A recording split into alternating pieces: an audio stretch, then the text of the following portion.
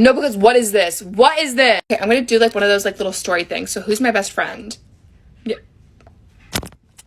Who am I in love with even though I'm already engaged?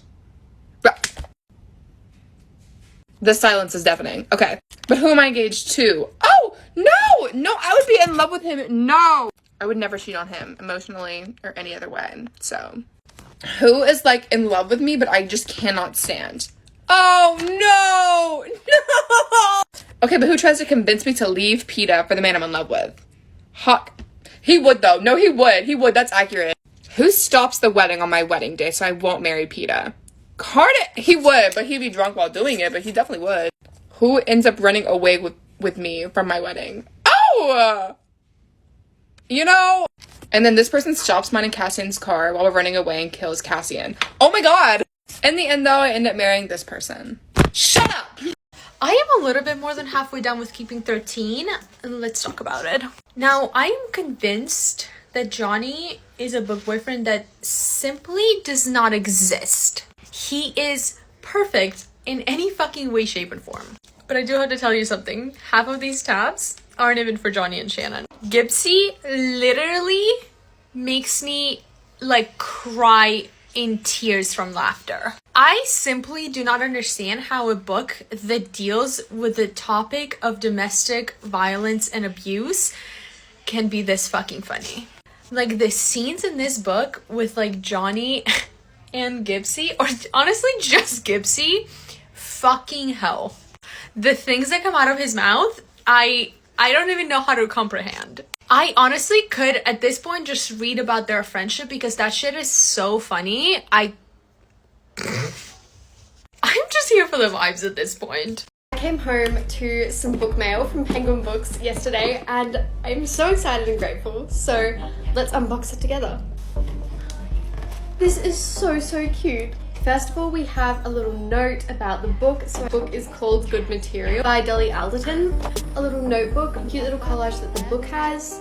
We have some tea, which is like the best thing. I'm such a tea person. I can have a book in my hand. I also have a cup of tea in my hand. Like, I love tea. And then we have the book. This is honestly the cutest book. A little inverted so we can actually see what it looks like because it is the cutest cover. I literally love this cover so much. That's so much about this book. So thank you so much, Penguin, for sending me this. We also have an Andy's breakup album, and on the back there's a QR code so you can like listen to his breakup album while you read this book, which is just such a cute touch. I love that. Honestly, just perfect for spring. This is giving off all the spring vibes. So thank you so much, Penguin, for this. Let's talk about books that I will never, under any circumstances, will ever accept any criticism on. I don't even care if some of these books have the biggest red flags ever. They're just not allowed to be criticized in my eyes. First, literally all of the Twisted series. This was such a fun fucking read, and if you have something bad to say about these, you just don't know how to have fun. Next, we have Archer's Voice. I think about this book probably every single week.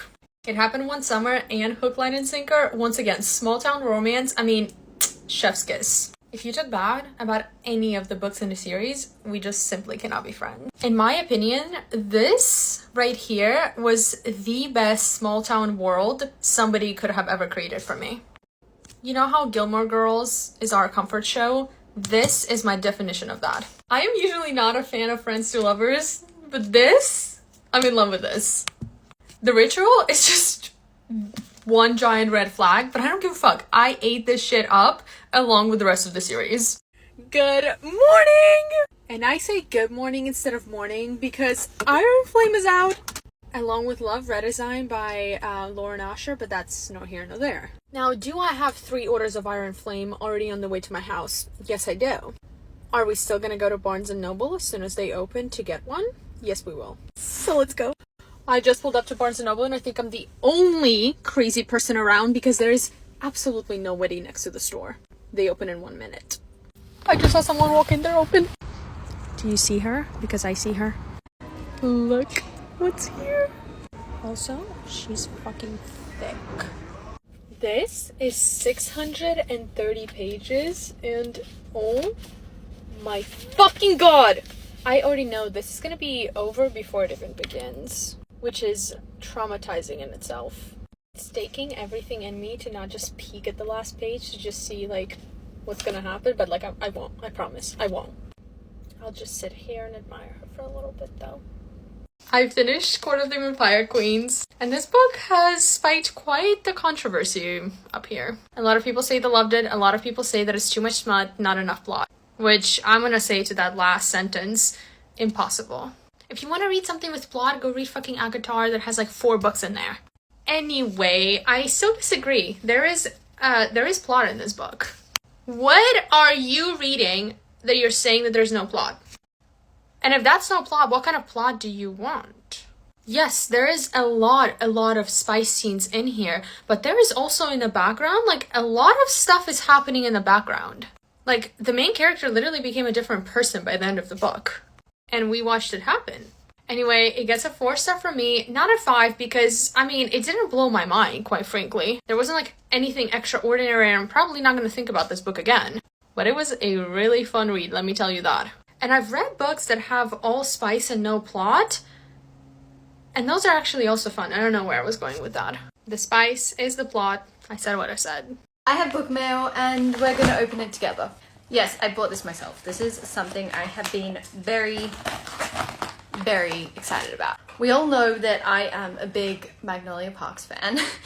I only have the last 2 in the series of these books because I read the first 2 on Kindle like last year.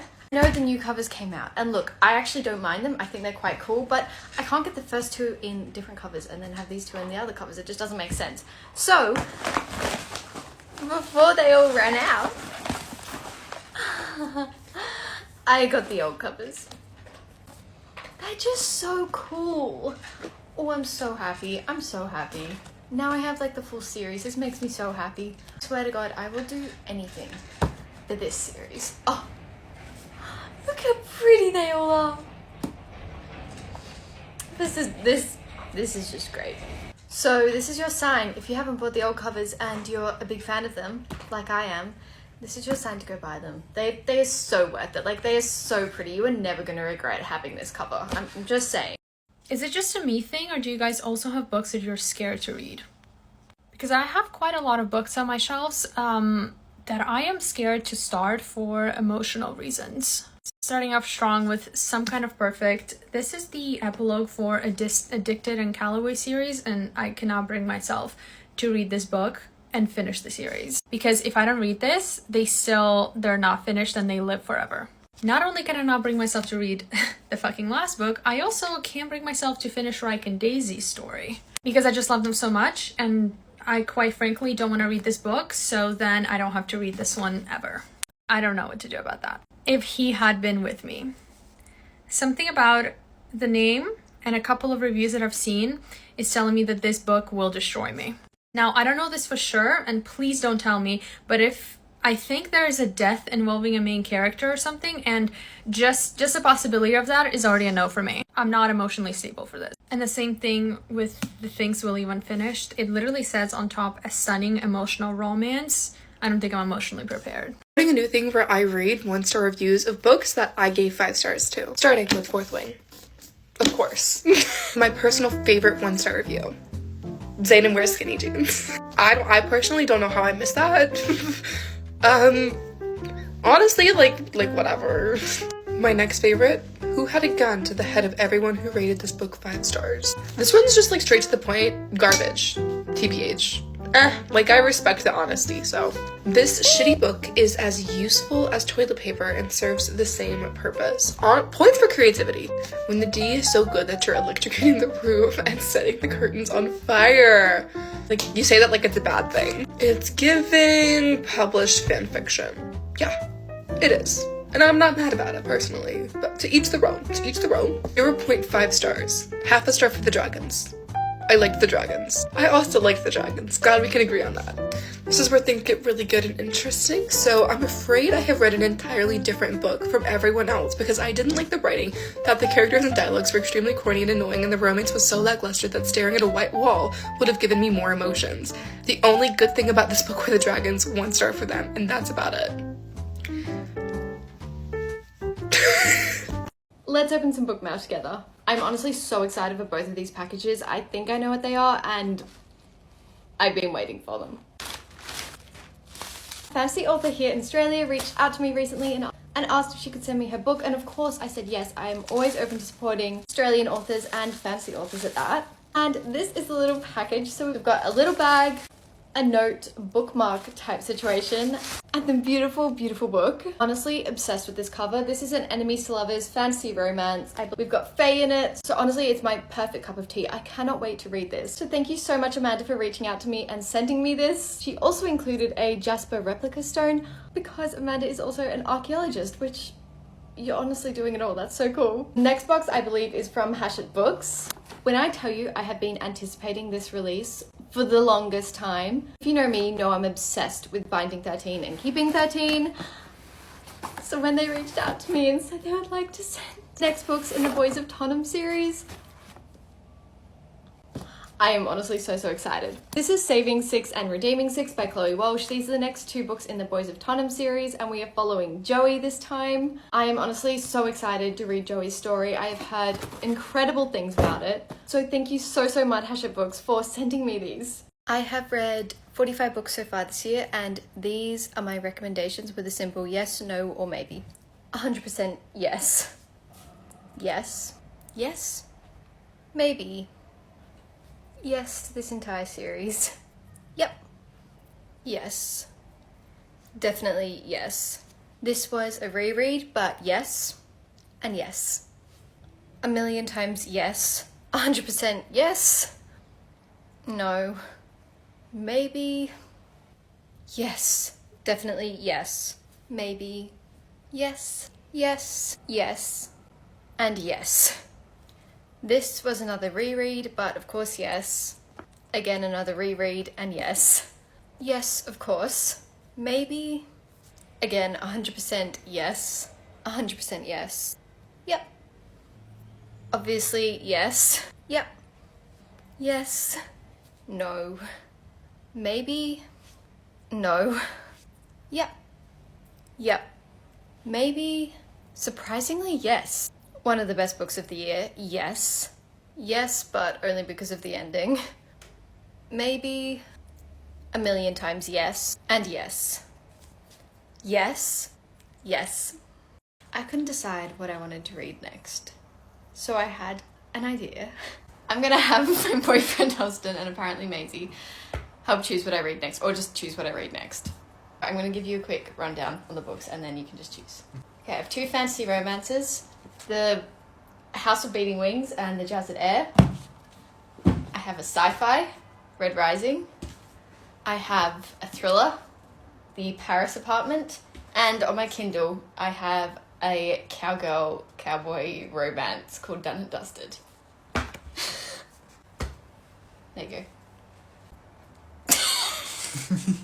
Alright, what are you thinking? So, I know you were just reading fantasy romance, so I don't think we should go for another fantasy.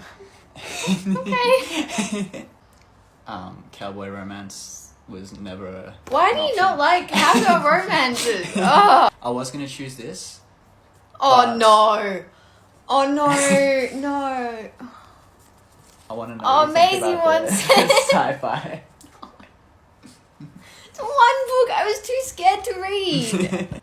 It looks like I'm reading Red Rising. All of you wanted me to read it too, so I guess this is a sign. Yeah. Thanks.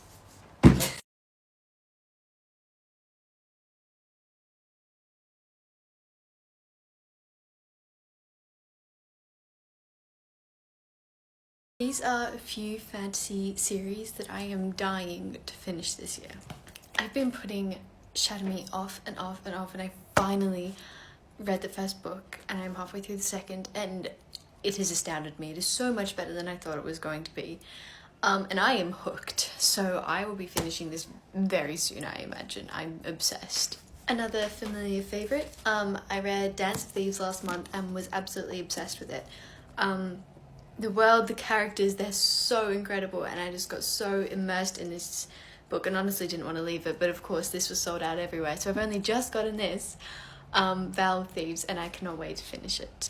The next one is Once Upon a Broken Heart. I cannot wait to finish this series, well, the last one isn't out yet, but I cannot wait to read the next one in this book. I've heard incredible things about the next one, and this one was good enough, so I'm very excited. I rated this one 5 stars.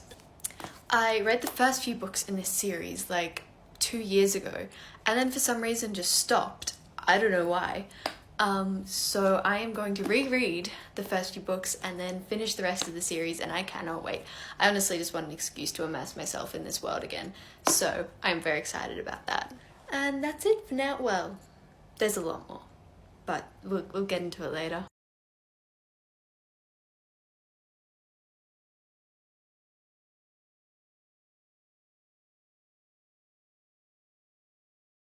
Let's discuss. Also, let's ignore the elephant in the room. The hair is different. I finished King of Greed by Anna Wang last night. Now, if you saw my previous video, you know this was on its road to be my 5-star book, and the first 5-star book in this series. However, what the fuck happened at the end? There was so much fucking potential for him to grovel his way back into her life, and he just asked her for a fucking date. That's not even the worst of it. Why the fuck was I reading about investing and banking, and like it was so much detail about his investment company and about like what banks he was buying? I don't even know what the fuck it was talking about because I have no idea anything about investments. It wasn't interesting to me. I didn't understand it. Nobody literally needed that information. And the taps at the end of this book prove exactly how I feel about it. The ending, super fucking rushed. The way he asked her to marry her, he was giving her the golden roses, right? So why the fuck did I not see like 1,000 golden roses all over the garden? And why wasn't there a new ring that symbolizes like the new promises that he's making her?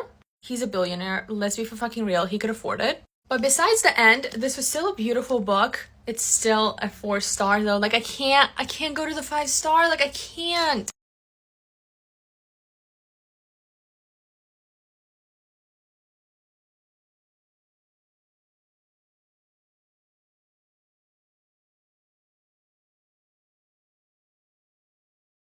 So I woke up to a parcel from Penguin Books today, so I thought we could unbox it together. So Penguin Books reached out to me. Oh, why is unboxing so hard? And asked if I wanted to receive a copy of one of their newest romance novels. Of course I said yes. Let's open it together.